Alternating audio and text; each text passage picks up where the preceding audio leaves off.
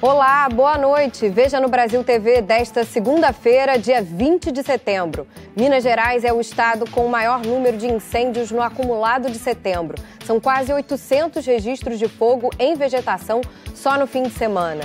No Pantanal, uma área equivalente a 6 cidades de São Paulo virou cinza esse ano. A vacinação contra a Covid em adolescentes de 12 a 17 anos. Apenas 6 capitais ainda não têm previsão de iniciar essa imunização. E ainda, um projeto de alunos de uma universidade da Baixada Fluminense cria uma bengala eletrônica. Agora, no Brasil TV.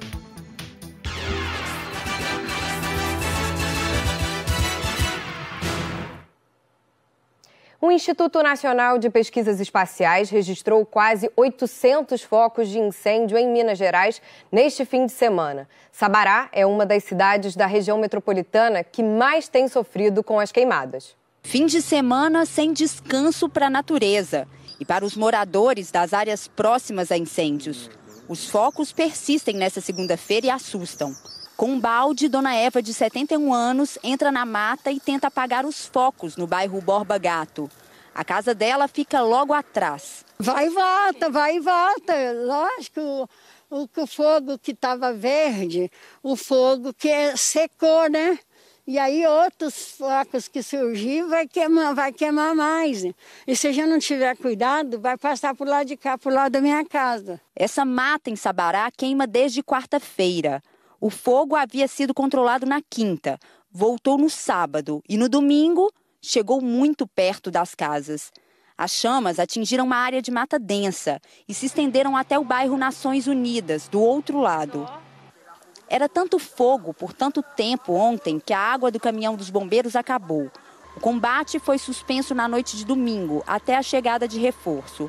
A Prefeitura de Sabará mandou um caminhão-pipa para ajudar no combate. Mas a vegetação seca e o vento espalhavam as chamas rapidamente para vários pontos do bairro Borba Gato. Os bombeiros e brigadistas saíram daqui por volta de 1h da madrugada com os focos de incêndios que ameaçavam as residências controlados. Mas agora, já são por volta de 10, a gente consegue ver vários troncos queimando. Ali dá para ver fogo e está muito perto das casas. Emanuela mora na casa ao lado da mata e ainda está faltando água para apagar. Aqui está faltando água desde sexta. E para você ter ideia, está chegando agora. Ontem, quando estava pegando fogo aqui, quase foi na minha casa. Só não foi na minha casa porque os moradores tudo chegou e conseguiu combater o incêndio com a água de piscina da minha tia. Os militares pedem para que as pessoas não se arrisquem, mas o medo de perder tudo é maior. Muita madeira grossa, ela foi comprometida à base pelo fogo.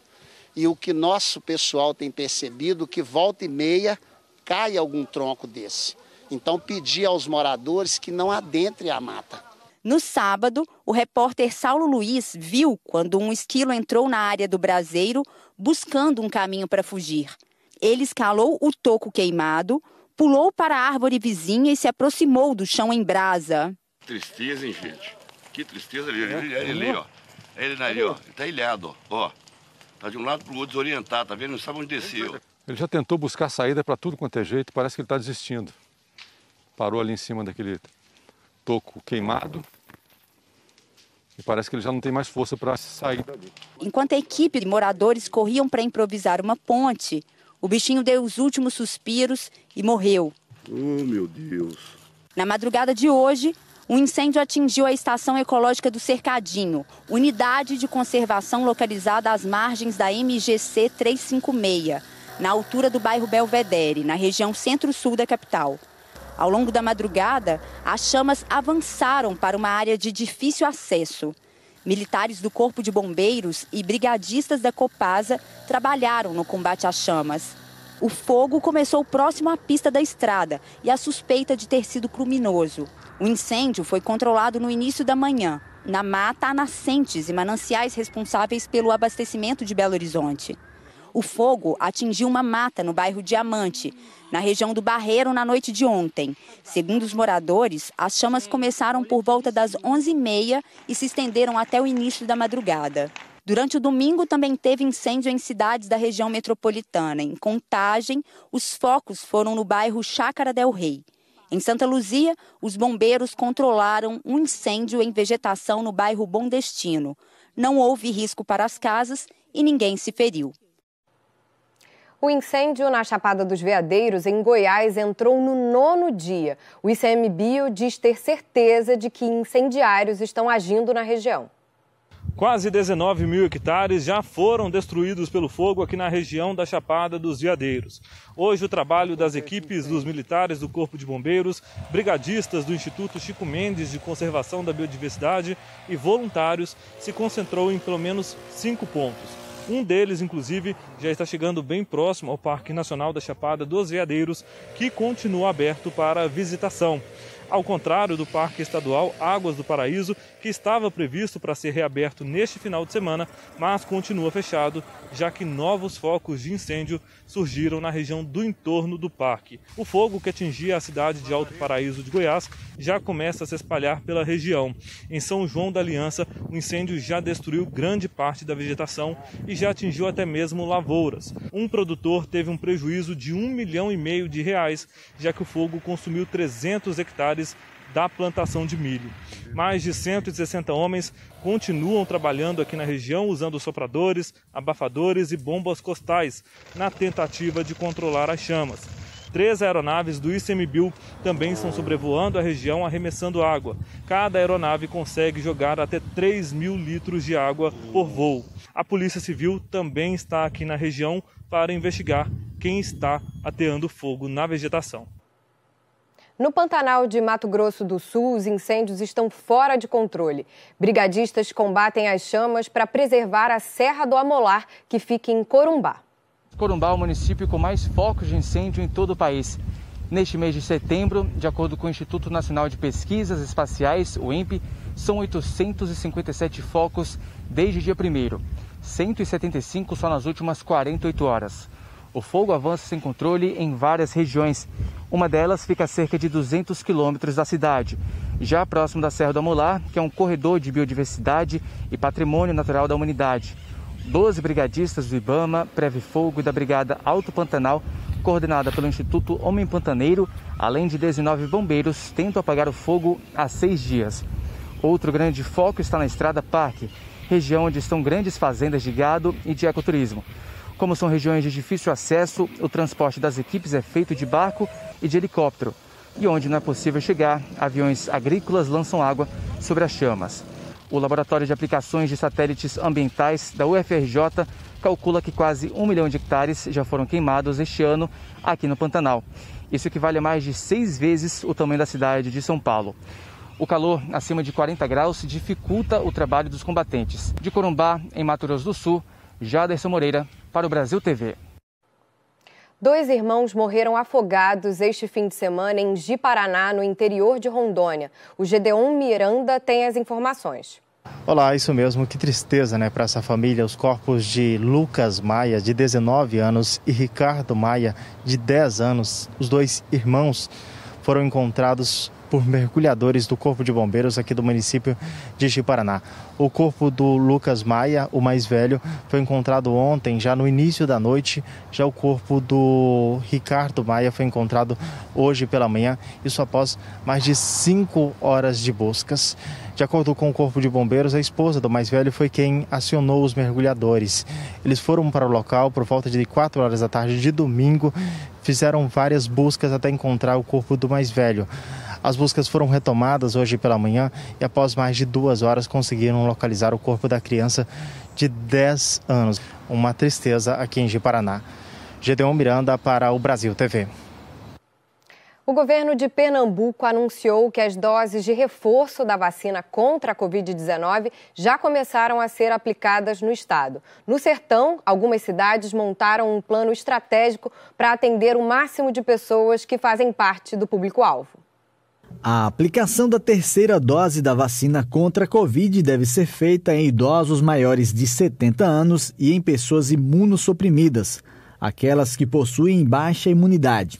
De acordo com o Ministério da Saúde, a dose de reforço deve ser aplicada em quem completou o esquema vacinal há cerca de 6 meses. A medida foi anunciada depois de estudos científicos que comprovaram a baixa eficácia da Coronavac em idosos e também quem tem baixa imunidade. A Coronavac, ela foi identificada que a eficácia dela baixou um pouco, só com 2 doses.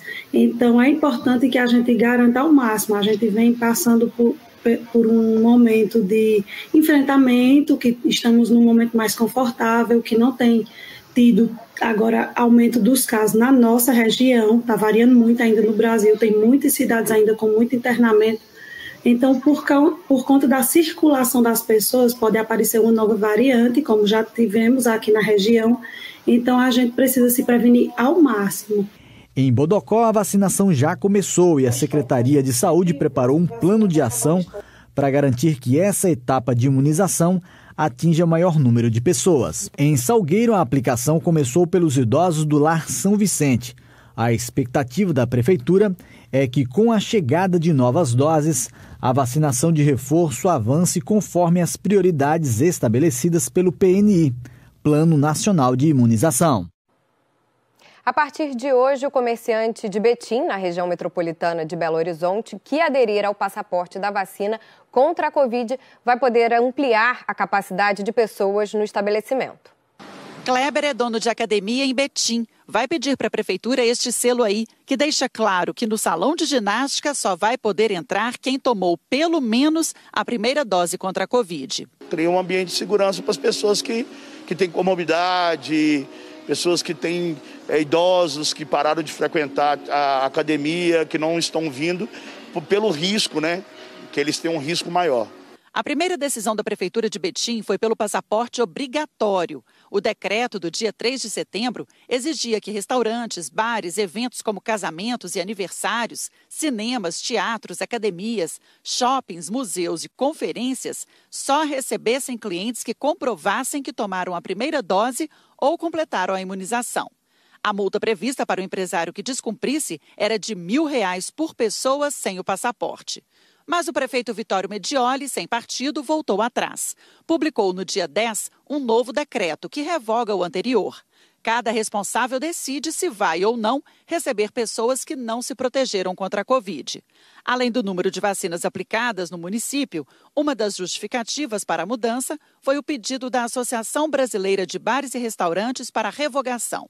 Não é punindo o dono de bar e restaurante que a gente vai resolver. A gente acredita na educação. Por que não multa, então, o cidadão que não quis se vacinar? Com o decreto do passaporte da vacina, acabou acontecendo uma corrida aos postos de saúde. No começo deste mês, 10 mil moradores de Betim não tinham tomado nem a primeira dose contra a Covid. Mas com a possibilidade de ter que comprovar a imunização para poder entrar em boa parte dos estabelecimentos daqui da cidade, 5 mil dessas 10 mil pessoas acabaram aparecendo. Tomaram a vacina e agora estão com o cartão em dia contra o coronavírus. O dono de bar, academia, cinema que topar exigir o passaporte da vacina vai ter uma vantagem. Hoje, para manter o distanciamento, esses lugares só estão abrindo para 30% da capacidade. Com o selo de exigência da vacina, dá para voltar a receber todos os clientes, como antes da pandemia. É tudo que o Kleber quer. Se for da forma que está sendo apresentada, vai ser algo bom e eu vou querer sim. A gente fica mais à vontade para trabalhar, né? E os alunos têm mais confiança também de frequentar no horário que tem mais movimento. A Thaísa está vacinada e apoia o passaporte. Agora só quer ir em lugar que tem gente com o cartão em dia, como o dela, para reduzir o risco de pegar coronavírus. Vai trazer uma segurança maior para as pessoas que estarão lá presentes, de uma forma que vai conseguir aproveitar mais o ambiente no qual ela está. Apenas 6 capitais ainda não têm previsão para começar a imunizar adolescentes sem comorbidades contra a Covid. Curitiba está entre elas, mesmo depois da chegada de novos lotes de vacinas ao Paraná. O Paraná recebeu neste final de semana e hoje mais de 870 mil doses da vacina e parte já começou a ser distribuída hoje. Mas a Secretaria Estadual de Saúde não deu aval para que prefeituras comecem a vacinar adolescentes sem comorbidades.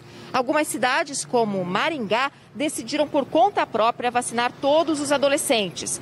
Mas Curitiba optou por seguir a orientação do governo do estado e do Ministério da Saúde, apesar de já ter convocado toda a população adulta e vacinado quase 97% deste público. Por enquanto, só adolescentes grávidas ou que acabaram de dar à luz estão recebendo a imunização aqui na capital. Em todo o estado, quase 8 milhões de pessoas já tomaram a primeira dose e 4,5 milhões tomaram as duas ou a vacina em dose única. Entre os adolescentes, cerca de 15 mil já foram vacinados aqui no Paraná. De Curitiba, Ana Zimmermann para o Brasil TV. 8 estabelecimentos no Distrito Federal foram interditados no fim de semana por descumprir protocolos sanitários e 5 por permitir aglomeração. 2 bares, um em Santa Maria e outro em São Sebastião, foram interditados por 30 dias e multados em R$10 mil cada um. Nesses locais havia muita gente e a maioria não usava máscara. Segundo o DF Legal, alguns locais já interditados conseguiram reabrir com o liminar judicial, que autoriza a retomada do funcionamento. Mas o DF Legal esclarece que a maioria dessas liminares permite somente a abertura do bar e restaurante e não autoriza a realização de shows e eventos. A seguir, bandidos rendem um piloto da Polícia Civil durante um voo particular de helicóptero no Rio de Janeiro. Eles queriam pousar num complexo penitenciário e resgataram comparsa.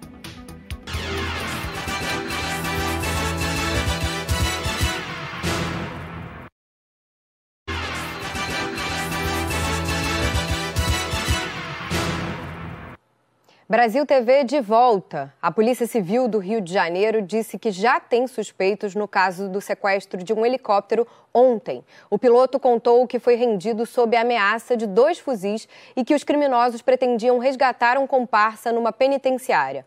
Hoje, mais cedo, ele prestou depoimento. O piloto e policial civil Adonis Lopes prestou depoimento na Delegacia de Repressão ao Crime Organizado no Rio. Mais cedo, no Bom Dia Rio, ele deu detalhes sobre o sequestro. Contou que 2 homens alugaram um helicóptero domingo para ir a Angra dos Reis. A dupla só voltaria hoje, mas no fim da tarde de ontem, eles mudaram de ideia e decidiram antecipar a volta. Foi quando os bandidos renderam o piloto. Assim que eu decolei de Angra, já anunciaram a ação, o sequestro, e pediram para eu ir para o complexo de Bangu, que eles iriam resgatar um companheiro lá. Durante o trajeto, eles abriram uma maleta e nessa maleta eles retiraram 2 fuzis. O de trás passou para o fuzil para frente e ele ficou contra o fuzil. Uma coisa era certa, na minha mente estava que para o presídio eu não iria de jeito nenhum. O caso está sendo investigado sob sigilo. Mas a polícia já sabe que a viagem custou R$ 7.500 e foi paga em dinheiro.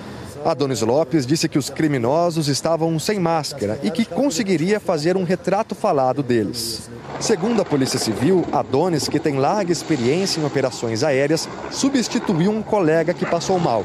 Logo depois de ser rendido, desviou o helicóptero do presídio para um batalhão da Polícia Militar em Bangu. Segundo o piloto, quando perceberam que estavam em cima de um batalhão da PM, começou uma briga dentro da cabine. Eles pegaram os comandos, quando eles viram que eu comandei o helicóptero para o campo de futebol, o sujeito que estava atrás me deu uma gravata e aquelas manobras, na verdade, não foram propositais. Aquelas manobras foram em decorrência daquela luta corporal que ocorreu ali na cabine do helicóptero. O susto foi grande também fora do helicóptero. Eu acho que está descontrolado. Adonis contou que os bandidos ordenaram que ele seguisse até Niterói, na região metropolitana do Rio. A dupla pulou do helicóptero numa área de mata e fugiu. Depois, o piloto pousou numa base da Polícia Militar. Os bandidos ainda não foram encontrados. A gente já tem alguns suspeitos para serem identificados. Acredito que hoje ainda a gente saiba qual foi a facção criminosa responsável por esse sequestro. A gente vai descobrir quem fez e vai fazer uma operação para cumprir a lei contra esses traficantes que tentaram, de alguma forma, invadir o nosso complexo de Bangu. Eu imaginei, sim, que aquele pudesse ser o último voo, né? Eu acredito que a experiência, sabe, esses anos todos, os treinamentos que nós tivemos na polícia. Isso contribuiu bastante para que o resultado, o desfecho tivesse sido e foi, né, positivo para mim, né? Exatamente. A gente fala agora de mais uma fiscalização no Porto de Santos. Oficiais do 8º Distrito Naval, representantes do IBAMA, Polícia Federal e da Autoridade Portuária encontraram 4 navios limpando o casco, o que é proibido segundo o IBAMA. Várias embarcações de pesca amadora também foram encontradas em área proibida do Canal do Porto. As empresas responsáveis serão notificadas e multadas. Na sexta-feira, 5 toneladas de atum foram apreendidas em uma embarcação flagrada por pesca ilegal em uma área de segurança da plataforma Mexilhão, no litoral de São Paulo. Todas essas apreensões fazem parte da Operação Ágata Arco Sul-Sudeste, que atua no mar na área do estado de São Paulo e do Paraná. Até agora, 125 embarcações foram inspecionadas, sendo 21 notificadas e 1 apreendida. Durante esta operação, no sábado à noite, as autoridades encontraram 150 quilos de cocaína em um navio atracado no porto. A droga estava escondida numa carga de açúcar a granel no porão do navio. Os agentes passaram mais de 10 horas trabalhando para encontrar a cocaína e tiveram que cavar com pás a carga de açúcar. Foram encontradas 3 malas e um fardo de cocaína. A Marinha também participou da operação e usou mergulhadores para verificar a existência de outras bolsas com cocaína na parte do navio que fica dentro da água. Agora, olha que legal essa história. Um estudante com deficiência visual de Duque de Caxias, na Baixada Fluminense, está ajudando alunos de uma universidade na cidade a desenvolver uma bengala inteligente. Ela tem sensores para detectar obstáculos. A ideia é aumentar a acessibilidade e prevenir acidentes. O Daniel tem 26 anos e estuda biologia nesta universidade em Duque de Caxias, Baixada Fluminense. Desde criança ele sofre de baixa visão, uma condição que pode ser considerada intermediária entre a cegueira e a possibilidade de enxergar completamente, dependendo do comprometimento visual. E foi exatamente por isso que ele acabou se integrando ao Laboratório de Tecnologia da Informação da universidade. Ao lado dos alunos de TI, Daniel está ajudando a aperfeiçoar uma bengala inteligente para ajudar pessoas com deficiência visual. O princípio de funcionamento é o mesmo do sonar do morcego. Aquele sensor ali na ponta da bengala emite sinais ultrassônicos que são imperceptíveis ao ouvido humano e, ao mesmo tempo, transforma esses sinais em vibrações que ajudam a pessoa que está com a bengala a se desviar de obstáculos pela rua. A bengala consegue detectar um objeto a 40 centímetros de distância. Quanto mais perto, mais rapidamente o sinal reflete e volta para o sensor, a tempo de evitar que a pessoa acabe se chocando contra uma árvore, um poste ou os fradinhos na calçada. No início dos testes, o aviso de obstáculo era um ruído, uma espécie de bip, mas o barulho foi reprovado pelo Daniel. Em vez disso, ele sugeriu que as vibrações seriam mais úteis ao portador de deficiência. Para ser 100% honesto, isso acabou sendo um pouco incômodo para mim, no caso. Além de, às vezes, caso eu andasse na rua ou algo do tipo, poderia atrapalhar também. Então eu dei essa ideia para eles. Eles acataram, a gente testou e funcionou muito bem. O projeto continua em desenvolvimento e pode até ganhar uma nova versão no futuro. A ideia no produto final, ou usar ele associado com o laser também, né? Eu tenho testes para fazer com o laser, que é para dar um pouco mais de lateralidade, que hoje eu tenho frontal, mas não tenho tanta lateralidade. E a ideia é adicionar o laser ou até substituir pelo laser. Seja como for, o que começou como um projeto de iniciação científica para estudantes acabou se transformando em solução para promover a acessibilidade a pessoas com deficiência visual. Então, nosso objetivo é, com a tecnologia, derrubar essas barreiras, porque a deficiência está sempre ligada aos meios. Se eu colocar uma escada de 1 metro de altura, ninguém vai conseguir subir nessa escada. Então, a tecnologia permite que se dê acesso para as pessoas, se as pessoas consigam utilizar as coisas e tornar a vida das pessoas um mundo melhor, tornar um mundo melhor com acesso à tecnologia. Sinceramente, eu acho que vai ser um instrumento excelente para alguém que tem uma visão pior do que eu, assim, ou que é cego.